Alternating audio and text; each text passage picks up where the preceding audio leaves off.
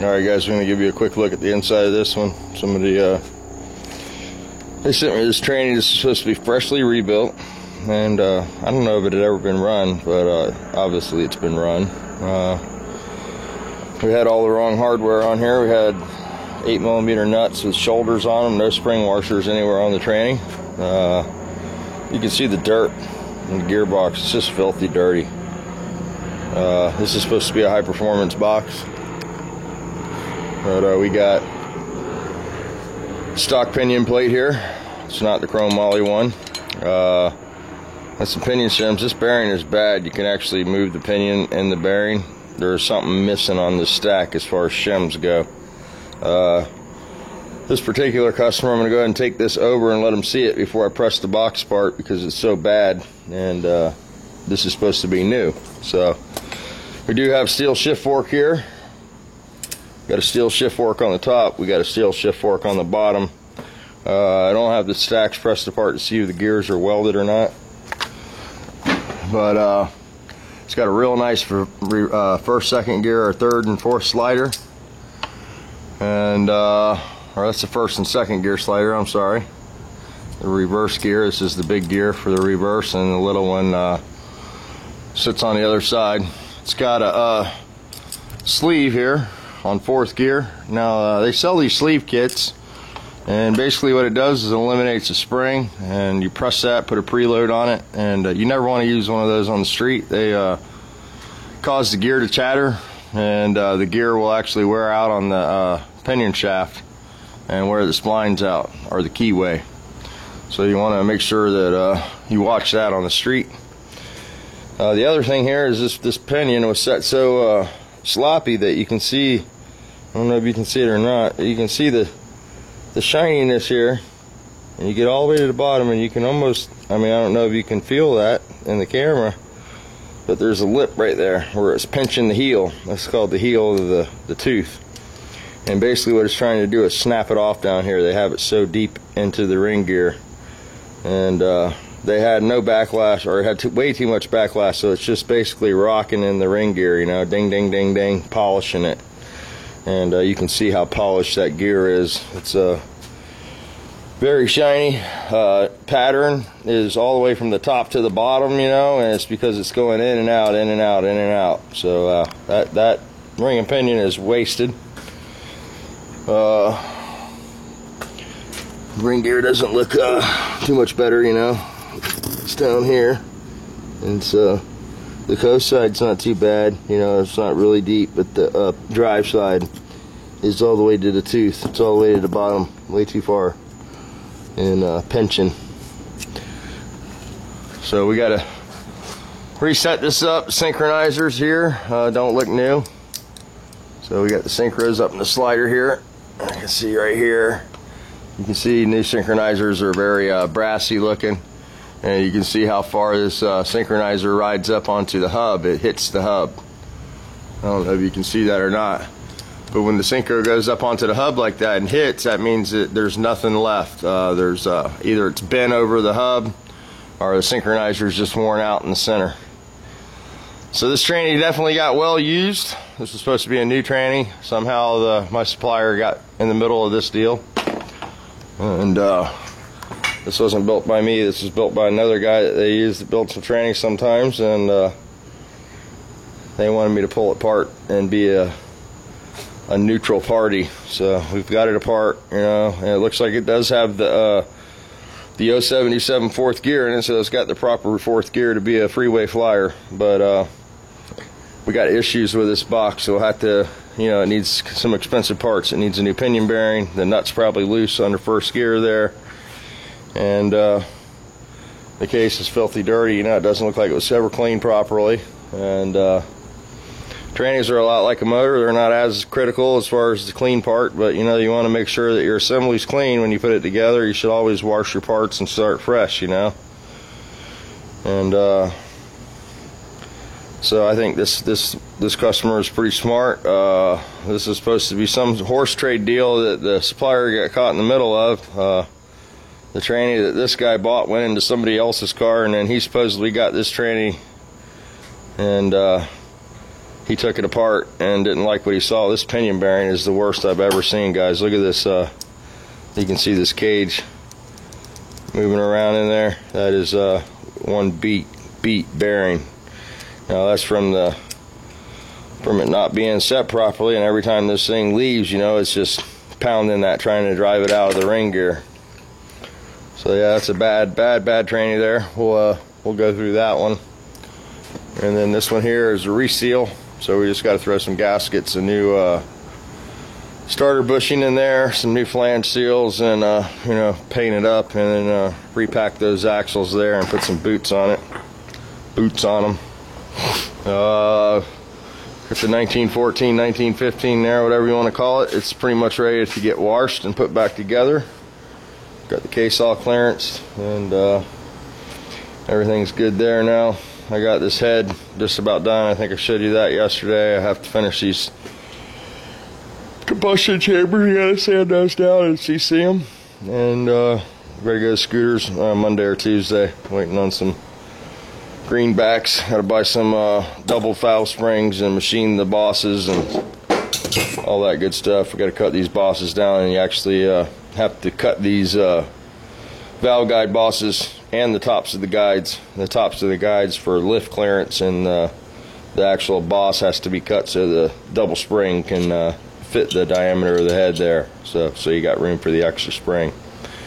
I thought about going with some single springs on this motor, but I don't know. I don't think that's what I want to do, because although I know this guy's not gonna, you know, abuse it, I know he's gonna want to run it hard. So we don't want to have a valve float issue. So that's where we're at with that. Let's see, how many minutes are we here? 6 minutes in. Wasted yakking. Nah, I think that's all you guys want to see of that tranny. It's pretty dirty, not new at all. So we'll give them some options tomorrow. Let them check that out. Got rid of our other tranny today, so they like that. I took a store credit on that one so I could finish getting some parts for this 1914. I got to get a header, an exhaust system for it, and a few other little odds and ends, and so that'll get me moving on that. I can finish this up, and I got the 1600 to finish, so I figured I could get some parts for that. And that's what we'll do first thing next week, is do the 1600 and the 1915, get those assembled, get the heads finished. I got to get the scooters Tuesday, I think. That's when he's going to let me come by there and cut the heads for the double springs and such. And that'll be pretty much it for the tranny stuff. Hopefully I'll be done with the mechanical stuff, and then I can get back on doing the body work. I've been, I don't like to mix the two for obvious reasons, you know. This Nova sort of just showed up, got dropped in my lap. You know, I wouldn't have this car here, but it's a good friend, and he's sort of in a jam, so I'm helping him out. You know, that's what friends are for, I guess. And he'll return the favor, I'm sure. And on the Lily, we're sort of in a holding pattern. We're waiting for parts again. You know, he wants to try to find new pieces now. So yeah. And the car needs to get done when it gets done, I guess. You know, they're not in a real rush attitude about it. They have other cars to drive, and they just want it perfect. So that's what we're looking at for that. We're really not in a hurry. I want to thank a lot of you guys for leaving comments and stuff. And you know, I just I've watched those videos, guys. I've watched your videos. I've seen B. Brian's video. I've seen, you know, other people that have made videos and said how you feel about my channel and about what I do. And I'm sort of at a loss for words. I never thought that I would ever, you know, I can't say that I never thought that I would motivate somebody, because that's the one thing that I've always been able to sort of bring to the table, whether you like me or not. You know, I definitely can motivate you. And we used to have a saying at Scooters, you know, we'd have guys come down there, and we used to build cars together. We were talking about this the other day. Scooter really misses it, and we'd be sitting around, and you know, we'd be wondering how we'd get to an end of a project, and I'd always say it starts by getting off our ass. You know, all we got to do is stand up and make it happen. And so I've always had the the ability to motivate people, I guess, and I've just choose to use it more now, and try to teach you guys some of the stuff that I know. And you know, I've had guys say that I'm a know-it-all and stuff like that, you know, and I do know a lot of stuff about cars, I guess, you know, and it's because of the way I learn. You know,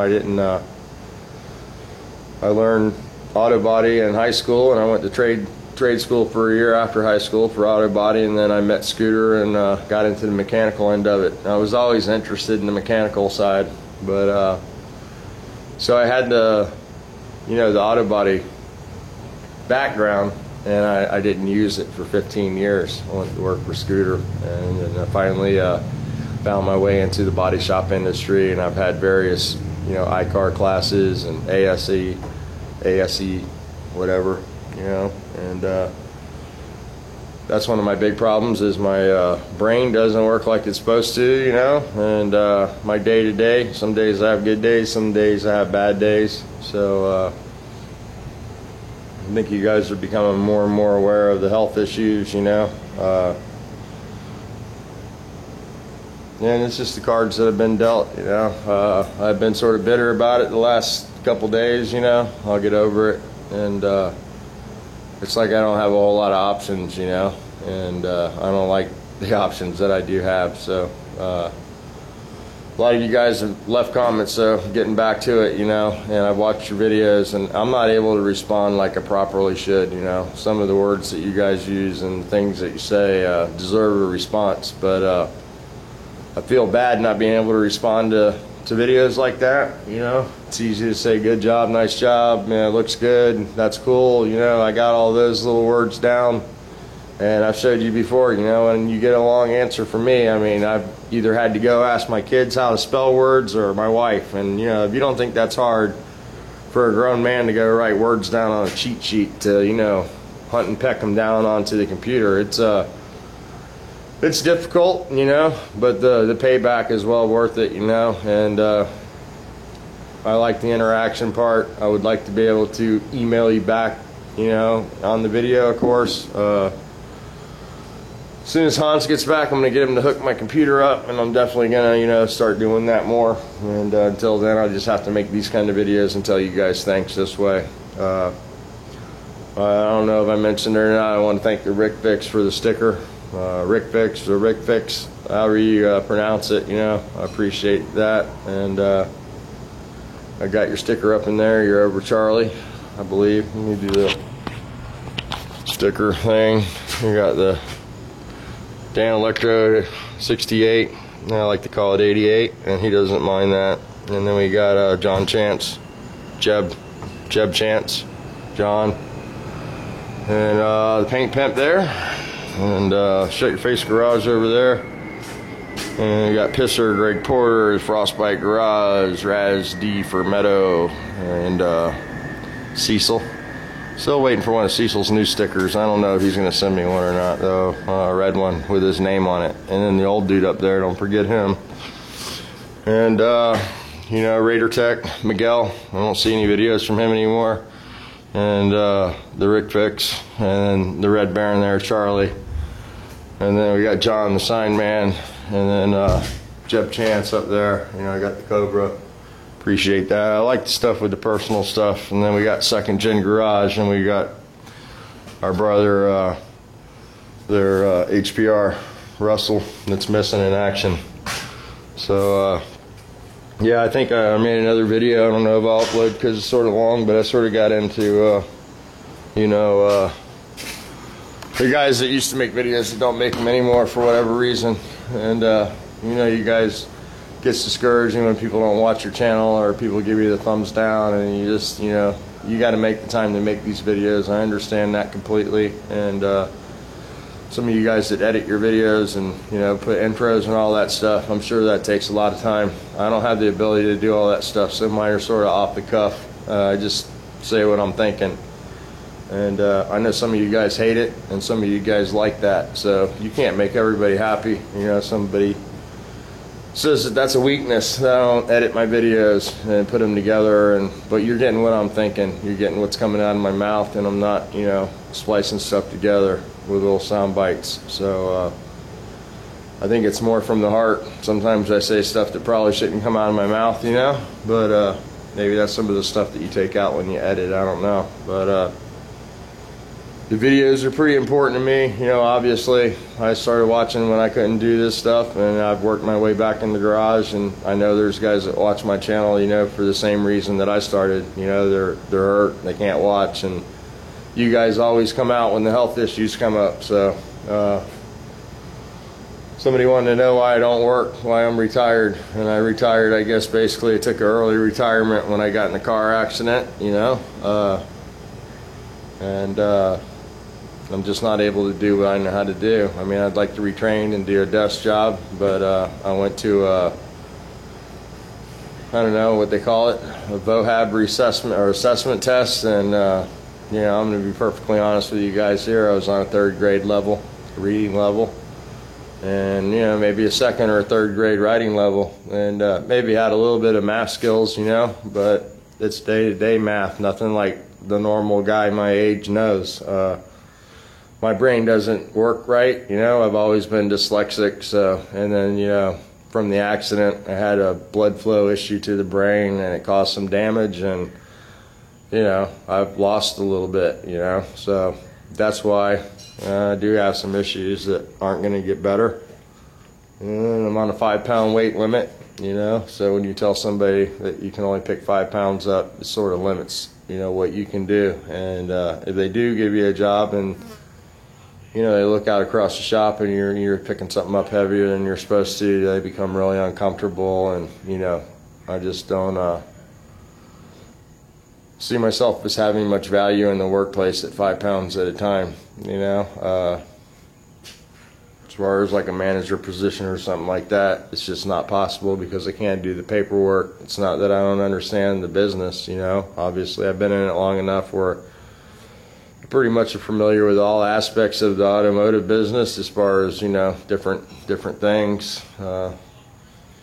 Worked at several dealerships, got several certificates and stuff, and you know, I've noticed a lot of guys put a lot of weight into that stuff, the certification and you know, the certificates and stuff, and I used to do that. I used to be proud in that, and I probably should have been more, you know. So if you're in the position where you can be trained and get those certificates, you know, hold on to that stuff and make sure you keep it, because there'll be a time when that's all that's left, guys, is that paper. You know, you won't be working, and you'll have that to look back on. A lot of my certificates got left at dealerships that I worked at. You know, they like to put them up in the office, and you know, we've had a couple of guys in the garage that have left some really good jobs, and they're never happy when you leave. They're always happy when you come, but it doesn't matter the circumstance. Very rarely is an employer happy when you decide to move on somewhere else. So getting your certificates and stuff like that can be difficult, and I'm not a confrontational guy, so you know, some of you guys are just walk in there and take your shit. I understand that, but I'm not quite that way, and so that's some of the reason. And I got to do an answering the question video because there's just so many questions in there, and that's gonna, you know, be a long video. I figure I'll do that tonight because you guys got the Mum Bowl tomorrow night, and hopefully I'll be able to get into that tomorrow, and you know, some of you guys will want to talk to me, and I always find that pretty cool. It's pretty interesting. If you guys haven't done that yet, the Mum Bowl, you know, check into that. There's a couple guys think you know who you are that will help you get into that, you know.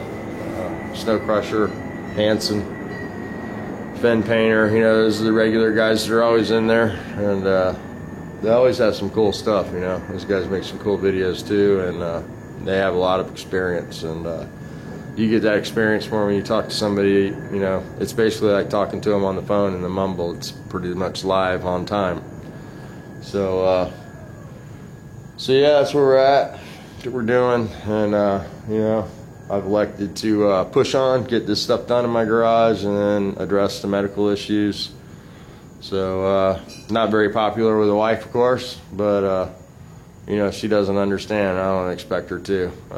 You know, when you can't do what you want to do, and your brain wants to do one thing and your body wants to do another, it's never good, you know. It's always easy for somebody else to say you should get something done, but you know, in the end, I'm the one that has to go get it done, you know. And the most basic surgery is complicated, you know. Anytime they put you out or put you under anesthesia, you know, you stand a chance of not waking up. And I've had a bunch of back procedures done, and I've probably been knocked out, you know, 25, 30 times, you know. And you know, you're playing Russian roulette. Most people go through their life and maybe have 1 or 2 surgeries, and you know, I've been knocked out at least 30 times, you know, at least 30 procedures. They used to do these little micro surgeries, liptotomies or whatever, with needles. They go in and clean the nerve root passage out, and they knock you out for that, and they do it at a same-day surgery center. And that's how I got my nose broke and my teeth knocked out. They dropped me off the table while they were doing one of those. So I've been through about everything. And you know, the medical stuff, it's scary for me because I don't have the ability to understand it. You know, they talk and it's like wah wah wah wah wah. So I have to take somebody with me to interpretate what the doctor says, and you know, not understanding the terminology and what he's saying, you know, I don't grip the severity of it, you know. I know that I can't walk. I know that I fall down a lot, you know. I know shit that's, you know, stuff that's happening that, you know, basic signs that I can't overlook, you know. But what are you going to do? You know, I got to finish the stuff in my garage. I want to finish my car. I want to get this, you know, cleaned out. You know, my son's coming back from New Orleans. He wants to buy a shifter cart and start racing that. And, you know, it's all stuff that I don't want to miss, guys. You know, and surgery puts you down for quite a while. You guys know that have had it. And you guys that have got the hardware in your backs, you know, you got nothing good to say about it. I don't know one person that says, oh, yeah, that's great. And the other person I wanted to say thanks to was Dave. You know, Dave, you know, I really appreciate, you know, he offered to come here and help me get this stuff knocked out and stay here. And more than one of you guys have offered to do that, and you don't know how much that means. I would never do that to you guys.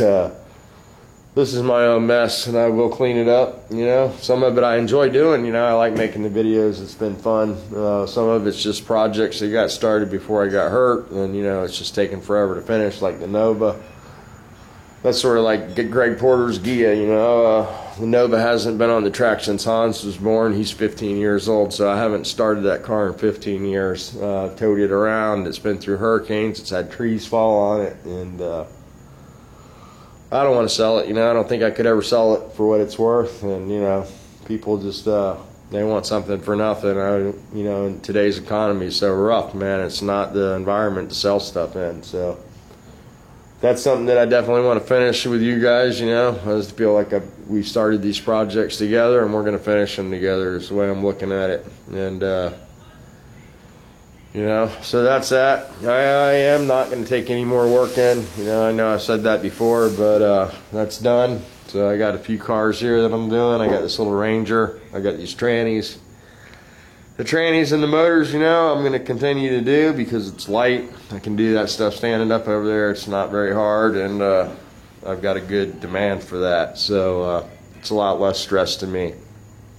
So, you know, I wasn't looking forward to doing this Nova behind me, but things happen. I got another friend that wants his done. I'm probably going to end up passing on that one because I don't have it in me, man.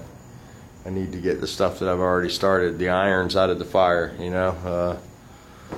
I was always taught at a young age, I've always had this issue with too many irons in the fire, and it's true, man. Too many irons will get nothing done. So we are picking through them a little at a time, the trannies and stuff. The motors, obviously, I have to have, you know, a little bit of pocket money, so that's why I do this. And you know, I had the guy come out and tell me today at the parts store that I build motors and trannies for that I don't charge enough, that he wants to pay me more. And that's just the way I do business, you know. I'm a terrible businessman, and usually after I get to know somebody and work for them for a while, they'll let me know that I'm screwing myself. So this is an early model reverse. It's got a fork that supports it on both sides of the gear. As you can see, it flies very well too. So we'll have to get that up off the ground. But yeah.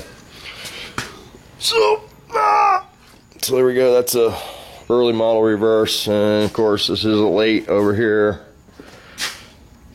It's early, late, and the late has the groove in it for the little